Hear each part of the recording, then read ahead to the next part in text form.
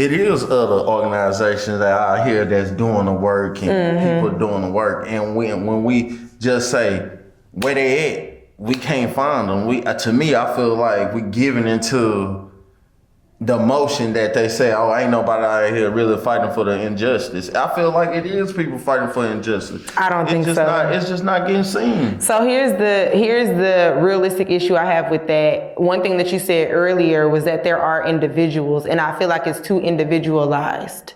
So again, in the spaces that I'm talking about, these people the people that I'm naming didn't even live in the same place. Black Panthers are in Oakland. Actually, most of them came from New York and then moved to Oakland so that they could be what? Together. Because the problem is we're having a lot of individual activities and they're only having an individual impact. So are they impacting your community? Absolutely. Are they impacting the community even down in Dallas? No, they're not. We're impacting Houston's community, not Dallas's community, not Oakland's community, not nobody else's community. And we need to have a national impact. And we don't have things that really have a national impact. That's our problem. So I love the Black Panthers. You feel me? Before the New York, Chicago, everybody got, before they branches out, it started in Oakland. So it's like what the Oakland did. I feel like what the Black Panther Party or self-defense did was pretty much a street organization of, no, hold on, let me take that back. It was pretty much an organization in a community base similar to fraternities and sororities and organization, where some of these individuals did go to school, like Dr. Huey Newton, but some of them individuals did not go to school. Absolutely. So they build a organization structure similar to like the organization of the collegiate colleges. So therefore, it could have happened in that matter, and I think that's why it grows so much because of the fact that they were just not taking collegiate students. They was also taking people that whoever's willing to work, to help out with that. That's why it was so impactful. Yeah, you get what I'm saying? For sure. Like, just think about it. If these fraternities, sororities, or collegiate organizations, if they offered these individuals that work to a 9 to 5, don't want to go to school, but hey, I do want to be an act of service for a community base. Those organizations would probably be much more greater and powerful. Not saying they not great, but they gonna already be more powerful. But now, because they breaking off of branches to people that's not in that space. You get what I'm saying? Yeah, absolutely. And that's why their movement was so powerful at that time. And that's why it was not so individual based, because of the fact that they allowed anybody that wanted to be a willing factor. Like you say, I'm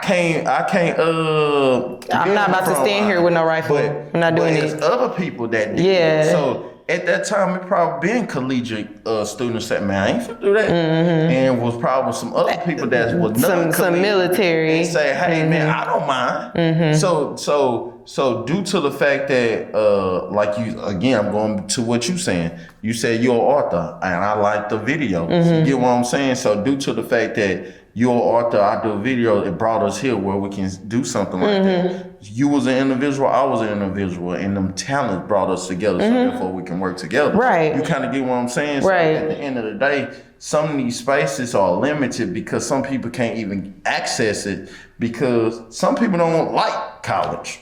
Yeah, I don't think college is necessarily the space. I don't. But what I'm saying is, I'm not saying college. What I'm saying is, I was using the collegiate organization and how the Black Panther Party, how they structured themselves.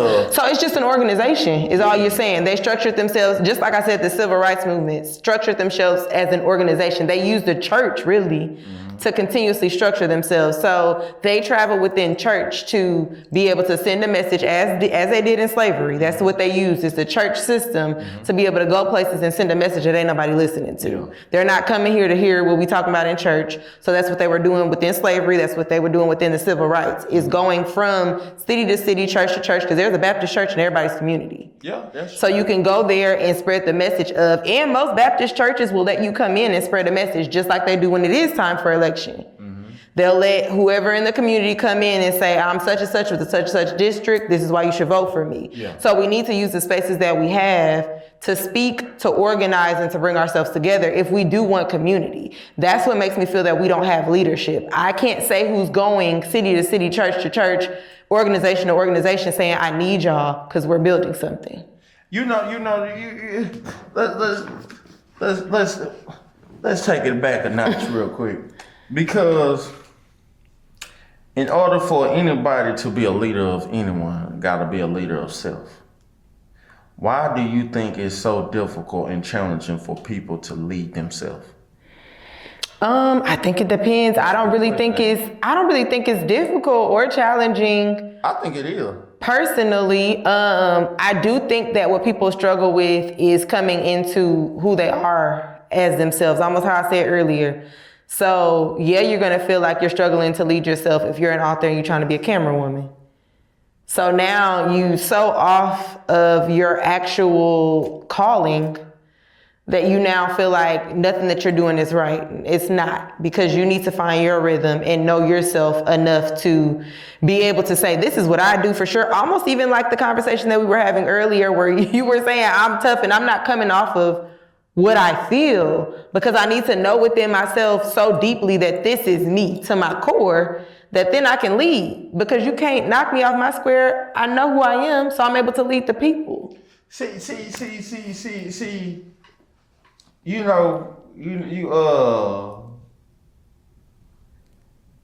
I was one of the people that I thought I was not gonna make it. Okay.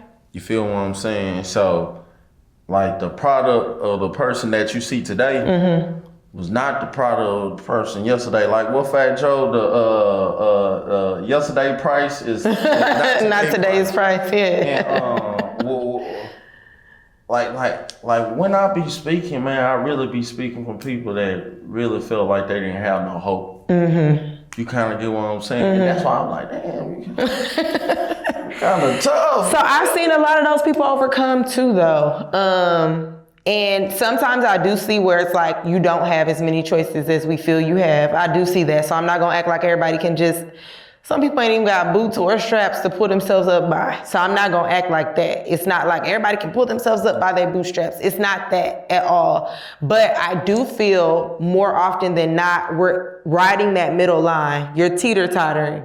And you do have the opportunity to do better. A lot of people. There are a lot of people. Not you personally, but I feel like a lot of people are just straddling that fence and they're teeter-tottering, and you do have the opportunity for better, but you're making decisions. We're just in a place where people are making those decisions either way. I do understand that there are some that just don't have another option. I'm not gonna act like that's not a thing. There are some that November 1st, if they don't get benefits, they're in trouble. You know, like there are people who don't have options, but I speak to and for those people who have the options and they're choosing lesser. I see. So now by us saying that, I hear that we have two different crowds of people that we're speaking to. You speaking to the lukewarm people. Yeah. I'm speaking to the people that feel like it's no hope. You could be both. You honestly could be both. You could be lukewarm because you feel like there's no hope, but honestly you walk outside and you see like, dang, how my neighbor do it? He got the same opportunities I got. Because here's the thing, I'm from that neighborhood where for some reason people felt that there was something so different. We grew up next door to each other, so there's only so much more money we can have next door to you. There's only so many more opportunities we can have next door to you, but some of the opportunities and choices that we're having and making are different. Because you're speaking as one of those people. You made the choice. But I know how. It was difficult. Hold on. It was difficult. It don't matter. It don't matter. It don't. What is your background? It don't matter. It does. As far as what? I'm like your upbringing. I'm from Omaha, Nebraska. I was raised in a married family that divorced. I was raised in the hood, but I had a two-parent home with only me. How did that affect your perspective of life? Again, I saw both sides. So that's why I said I grew up next door to it, And they looking at me like there's something so much different, but some of it was the choices. So at the point where my mom saw the turning point of like, okay, the neighborhood's changing, some of these kids are changing, some of their choices are changing, y'all are getting old enough where you could actually be in the streets. All my mom did was utilize the church. And she was just like, oh, there are programs in this church that could keep you busy. So now I was like, Mom, can I go outside? No, you got what's the name tonight? You know, like you got Girl Scouts tonight. You got dance tonight. And that was all within the church. These are free opportunities. The programs that I went to during the summer, my mom made sure I had 2 seconds in the summer to have fun. I had 2 seconds. She made sure I didn't have too much time to have any fun or really, can I walk such and such? Nope, because you got what's the name at 5. You know, so she made sure I didn't have too much time and space. But the thing about it is the programs that she found.